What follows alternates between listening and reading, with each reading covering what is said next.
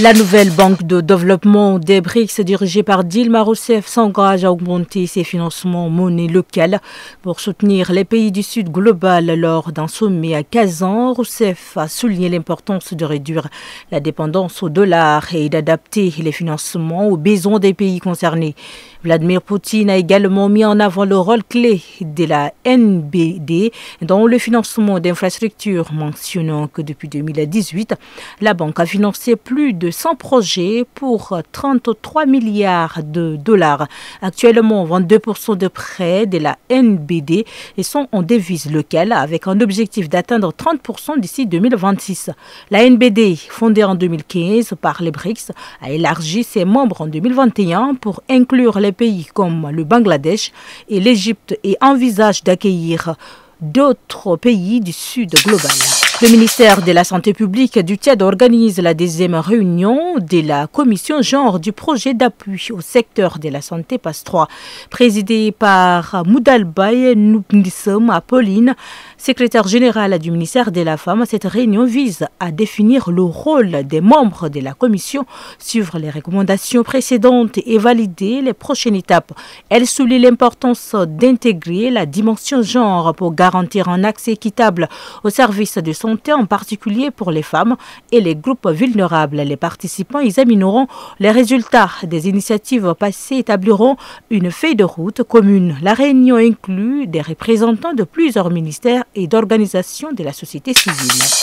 Le ministre de la Jeunesse et des Sports, Abakar Djermaoumi, a visité le chantier de réhabilitation du stade Idriss Mahamad Ouya, où des retards importants ont été constatés malgré les investissements de l'État. Il a demandé à l'inspection générale de rappeler à l'entrepreneur ses engagements pour accélérer les travaux. La réhabilitation est essentielle pour le développement du sport au Tchad en renforçant l'identité nationale et en permettant à l'équipe nationale de football de jouer à domicile.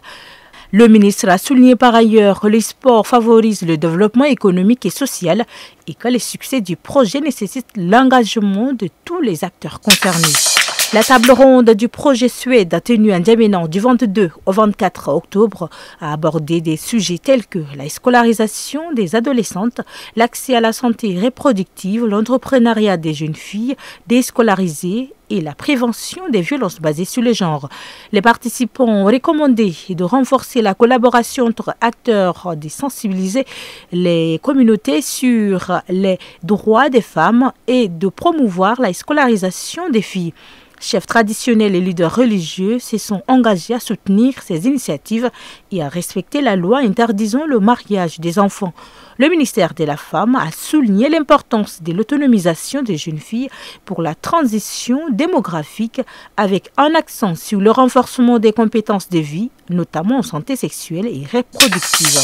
Le 21 octobre dernier, les 27 pays de l'Union européenne ont décidé de prolonger d'un an les sanctions contre le Burundi instaurées en réponse à la répression des manifestations liées à la candidature de Pierre Nkurunziza en troisième mandat en 2015. Cette décision prise sans débat reflète les préoccupations de l'UE pour la stabilité démocratique du pays. Actuellement, les sanctions sont principalement symboliques, la liste ne comprenant plus qu'une seule personne, Mathias Nyonzima, un ancien agent des services de renseignement accusé d'avoir formé et coordonné les milices Imbonerakure, responsable de violences et de violations des droits de l'homme.